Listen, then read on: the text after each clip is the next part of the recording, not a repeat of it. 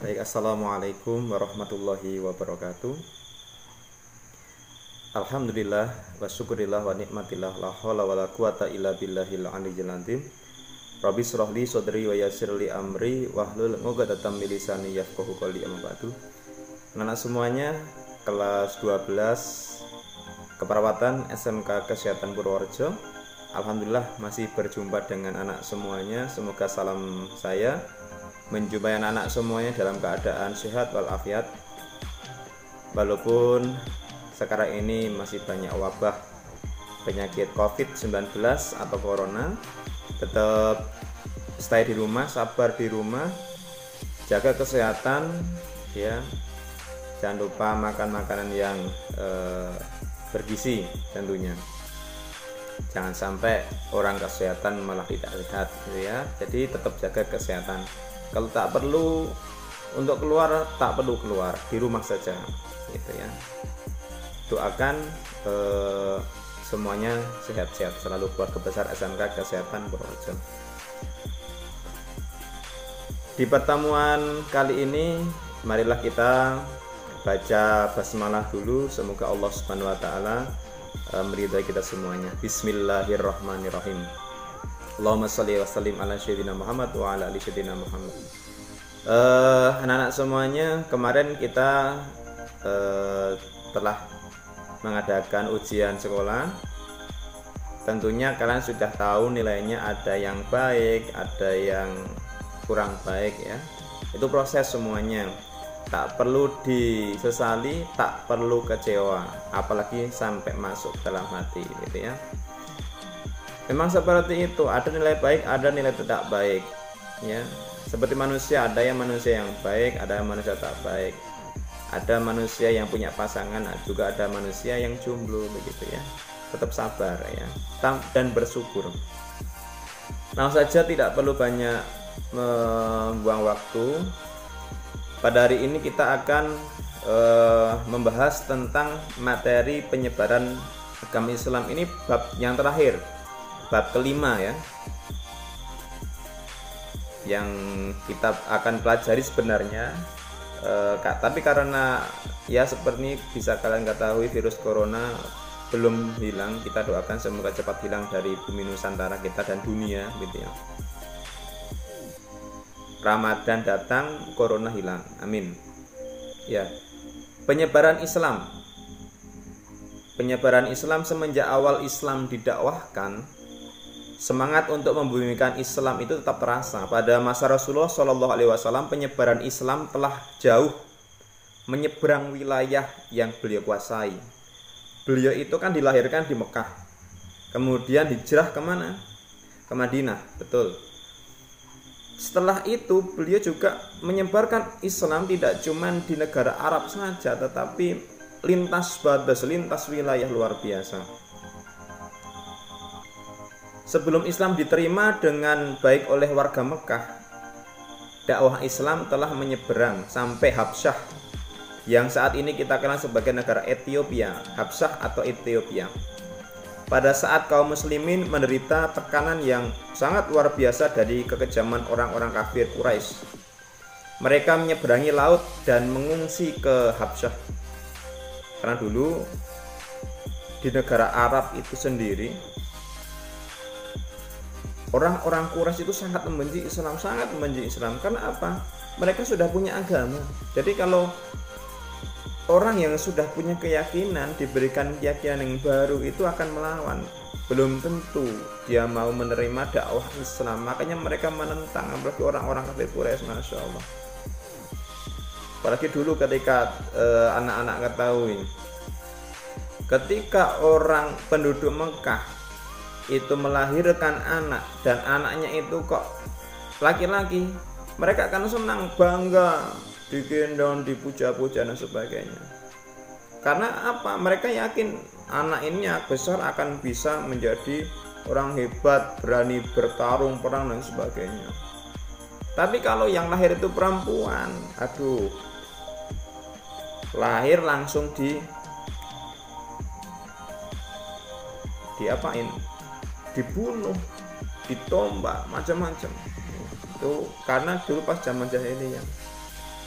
Makanya Islam sampai sekarang ini di kita luar biasa penyebarannya dan perlu kita syukuri. Dulu kalau orang mau masuk Islam itu susahnya minta ampun ya, harus sembunyi-sembunyikan apa, ada tekanan, ada pemboikotan dari orang-orang kafir Quraisy. Kalau sekarang orang mau masuk Islam mudah, tinggal syahadat begitu kan. Dan dakwahnya juga ada yang lentur, ada yang kaku. Saya himbau untuk anak-anak, kalau misalkan pilih ustadz atau kiai, carilah ustadz kiai yang lentur dakwahnya, tidak perlu mengafirkan sana sini dan sebagainya ya. Karena Islam itu merupakan rahmatan lil alamin begitu. Dakwahnya bil hikmah wal mau'idhah hasanah, bil hikmah wal mau'idhah hasanah, dengan kebaikan, dengan hasanah yang baik, akhlak yang baik begitu. Jadi kalau misalkan kok dakwah menyalahkan orang ya itu harus dipikir lebih dahulu ya. Kemudian Rasulullah bisa menyebarkan agama Islam dengan sebegitu banyaknya, pesat sekali, karena akhlak luar biasa dari Rasulullah itu sendiri. Nah, kemudian begini, dengan kedatangan delegasi kaum muslimin ini, Islam mulai dikenal oleh dunia luar atau jazirah Arab. Bahkan dakwah yang dilakukan dalam pengungsian itu telah mengetuk hati Raja Najasyi atau Negus yang memimpin Habsyah, yang memimpin Ethiopia. Najasyi itu memeluk Islam di hadapan siapa? Di hadapan Ja'far Abu Thalib. Inilah salah satu tonggak penyebaran Islam di seluruh dunia. Nah, kemudian penyebaran Islam ke seluruh dunia luar pertama kali dilakukan oleh Rasulullah SAW dengan mengirim surat kepada beberapa pemimpin negara tetangga. Di antaranya siapa? Raja Romawi, Syam, dan Persia. Beberapa mendapat perlakuan hormat meskipun para raja itu tidak memenuhi ajakan Rasulullah. Diperlakukan sahabat itu dengan hormat, diberikan keamanan, kesejahteraan, silahkan berdakwah di Romawi, di Syam, di Persia, tapi rajanya belum mau masuk ke dalam Islam. Nggak apa-apa begitu, tetapi sudah diberikan keleluasaan untuk berdakwah.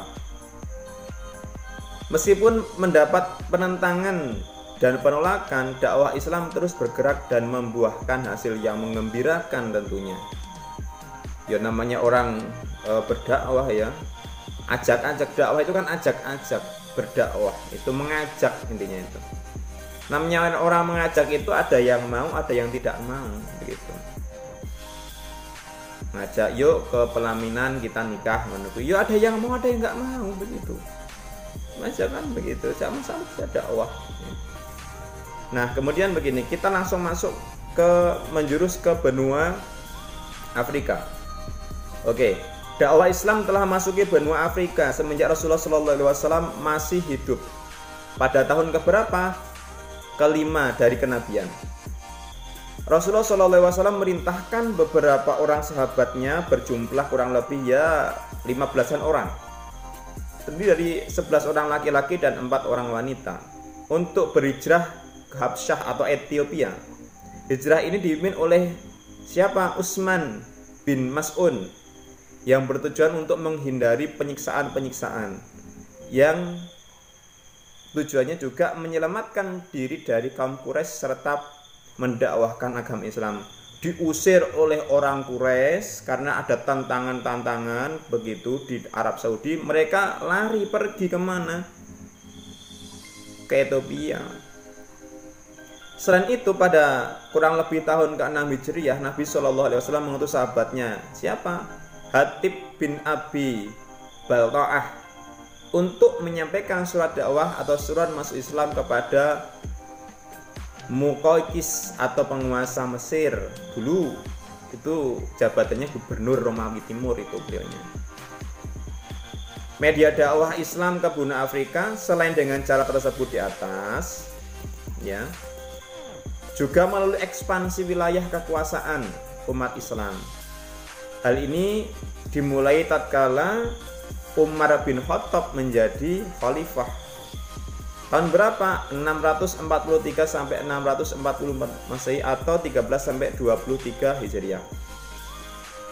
Melalui panglima perangnya yakni Amr bin As, Mesir dapat dibebaskan dari penjajahan bangsa Romawi yang waktu itu dikuasai oleh tadi gubernur Mesir yang diangkat oleh Kaisar Romawi. Setelah itu, Islam menyebar ke negara-negara Afrika Utara serta terjadi Islamisasi di negara-negara itu. Hal itu terjadi pada abad ke-7 sampai ke-8 Masehi di Afrika Timur.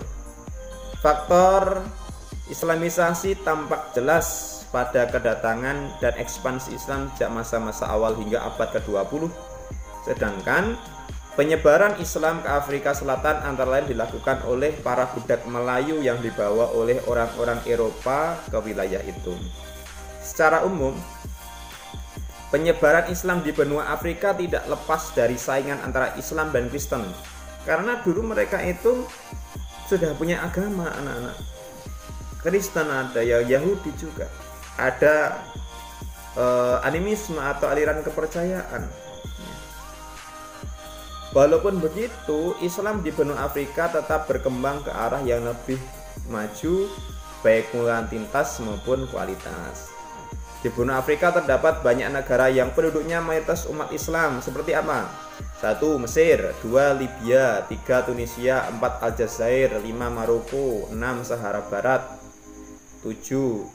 Mauritania, 8. Mali, 9. Nigeria, 10. Senegal, 11. Gambia, 12 Guinea, ada Somalia dan Sudan. Sedangkan negara-negara di benua Afrika yang umat Islamnya minoritas itu mana saja? Zambia, Uganda, Mozambik, Kenya, Kongo, sama Afrika Selatan.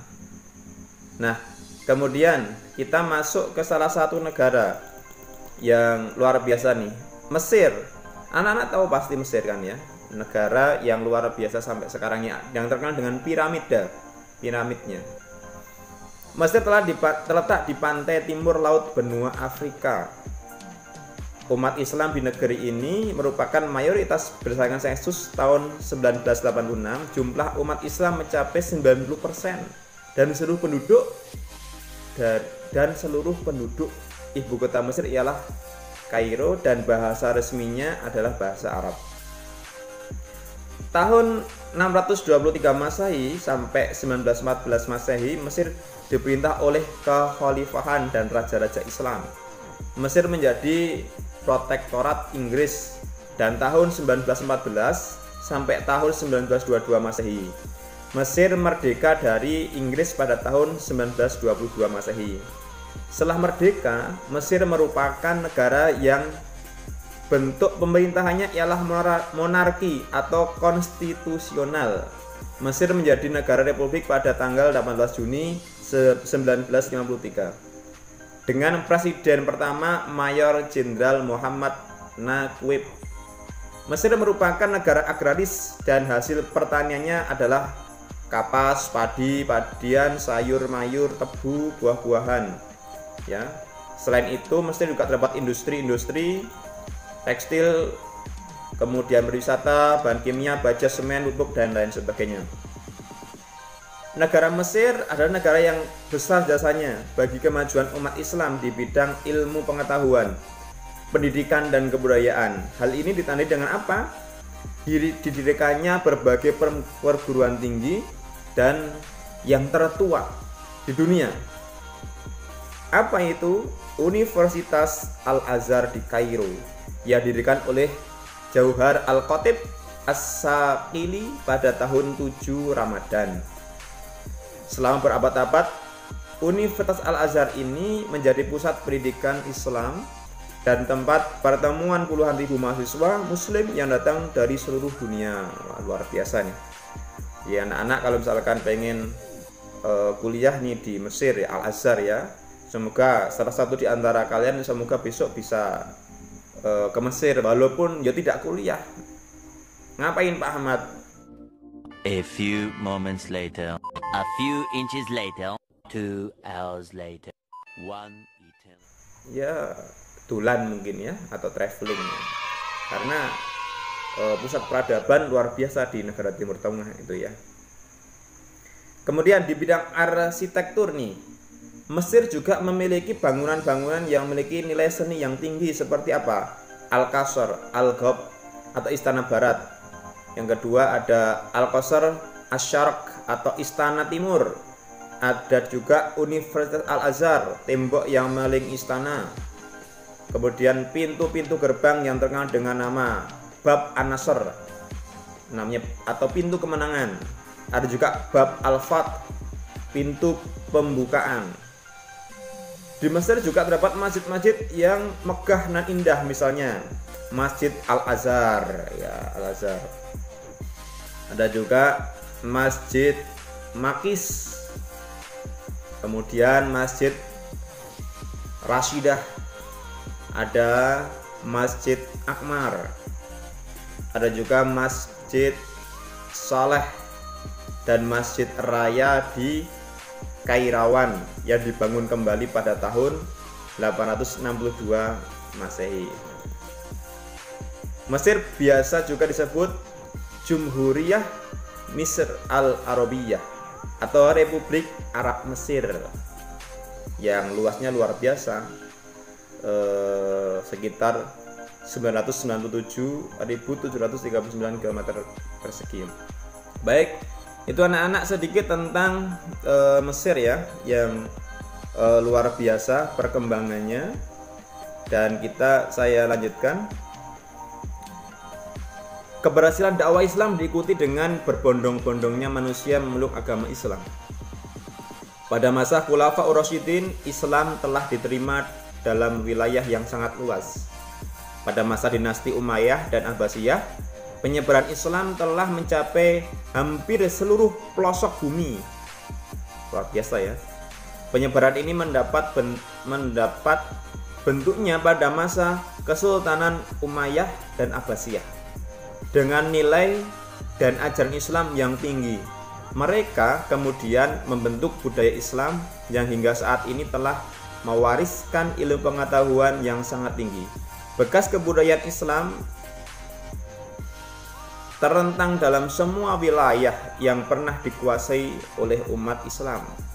Peninggalan berupa bangunan bersejarah, perpustakaan kuno, hingga universitas Al-Azhar tadi hingga kini masih dapat dilihat dan terus dilestarikan. Peninggalan sejarah itu menjadi bukti nyata peran Islam di dunia. Sama juga ketika Islam masuk ke Indonesia. Islam masuk ke Indonesia menggunakan beberapa metode. Pertama, metode dagang. Dua, metode perkawinan atau pernikahan. 3. Metode seni dan budaya. 4. Metode dagang. Yang pertama metode dagang ya. Metode dagang itu banyak orang-orang dari luar Indonesia yang mana melakukan jual beli di negara kita. Ya. Mereka membawa kain-kain dari sana dijual ke Indonesia, kemudian beli di sini rempah-rempah dan sebagainya jual ke sana. Kemudian yang kedua, metode perkawinan atau pernikahan. Nikah dulu baru kawin ya, jangan lupa. Jangan kawin dulu baru nikah. Nah, dari perkawinan itu, pernikahan itu orang-orang dari luar Indonesia, entah itu dari Persia, entah itu dari India, Gujarat, atau dari Hadramaut Yaman, atau dari Arab Saudi, itu juga banyak yang tinggal di Indonesia Nusantara dan menikah dengan orang-orang Indonesia. Nah, yang ketiga itu dengan seni budaya. Anak-anak tahu bahwa alat-alat seperti hadroh, rebana itu produk-produk dari sana dengan seni-seni ya, kemudian dibawa oleh para wali songo, yang mana wali songo luar biasa jasanya. Orang Indonesia itu memang penduduk yang Masya Allah pokoknya. Kalau orang Eropa membuat alat seni dari senar kayu jadi gitar. Kemudian kalau orang Indonesia itu orang yang mempunyai ilmu metalurgi yang luar biasa. Baja itu dipadukan dengan kayu, itu bisa menjadi gamelan alat yang luar biasa. Kalau orang yang tidak mempunyai penguasaan metalurgi yang tinggi, nggak bisa membuat seperti itu. Dikemas oleh Sunan Kalijaga, para wali songo, dengan mempertunjukkan kesenian wayang dan sebagainya ya. Jadi orang-orang yang kalau mau masuk Islam itu dengan cara seni. Karena orang dulu itu suka dengan gamelan, maka wali songo berdakwahnya dengan gamelan, dengan wayang, pertunjukan. Satu persatu orang-orang yang mau nonton disuruh untuk wudu, syahadat dan sebagainya. Kemudian jalur pendidikan ya.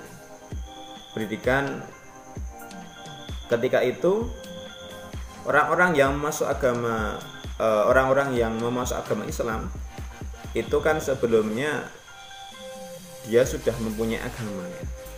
Karena pengetahuannya yang kurang, maka orang-orang dari Persia, dari Gujarat, India itu memberikan pengetahuan-pengetahuan baru. Di samping itu juga mereka berdakwah. Maka jalur yang keempat yaitu menggunakan jalur berdakwah. Mereka santun dakwahnya ya. Makanya banyak diterima oleh orang Indonesia. Oke, itu anak-anak semuanya sedikit tentang materi penyebaran Islam di dunia. Sebenarnya masih banyak ya yang perlu kita ketahui, karena Islam didakwahkan tidak cuma di Indonesia, ada Thailand, Cina, Amerika, Australia. Kalian bisa baca di LKS ya, tapi ini cuma untuk memberikan tambahan nilai untuk anak-anak semuanya yang nanti akan Pak Ahmad akumulasi dengan nilai yang kemarin biar nilainya lebih bagus ya. Anak-anak akan saya kasih pertanyaan, 5 pertanyaan saja. Silakan nanti ditulis, di chat, ya, kirimkan ke nomor WA Pak Ahmad, ya. WA-nya ada di bawah ini nih, bisa kalian catat. Ini memang nomornya beda dengan yang kemarin karena kalau menggunakan nomor yang kemarin banyak sekali yang WA, karena ada beberapa anak dari SMP juga yang WA di nomor ini. Jadi ini nomornya beda khusus untuk anak-anak SMK Kesehatan. Soal yang pertama, pada saat siapakah tokoh Muslim yang mengislamkan Raja Najasyi? Soal kedua, siapakah tokoh Muslim atau sahabat yang diutus oleh Rasulullah untuk berdakwah pada penguasa Mesir? Yang ketiga, negara mana saja di benua Afrika yang mayoritas penduduknya beragama Muslim? Sebutkan 5 negara. Dan minoritas negara Muslim, sebutkan 3 negara. Soal keempat, tahun berapakah Mesir merdeka dari Inggris? Ya. Soal yang terakhir, yang kelima, peninggalan di Mesir di bidang pendidikan dan kebudayaan itu apa? Dan di bidang arsitektur itu apa? Tambahan, Islam masuk ke Indonesia dengan beberapa metode. Sebutkan 3 metode saja. Jawaban sekali lagi dikirimkan ke WA-nya Pak Ahmad. Jangan lupa kasih nama, nomor absen, dan kelas tentunya. Semoga nilainya baik-baik semuanya. Saya jamin pasti nilainya di atas 90. Ya, nanti bisa diakumulasikan dan nanti sehingga nilai rapotnya nanti rata-rata anak-anak minimal paling sedikit itu 80. Gitu ya. Semoga bermanfaat, tetap jaga kesehatan, saling mendoakan. Mari kita akhiri dan bacaan hamdalah alhamdulillahirabbil alamin. Wallahul muwaffiq ila aqwamit thoriq. Assalamualaikum warahmatullahi wabarakatuh.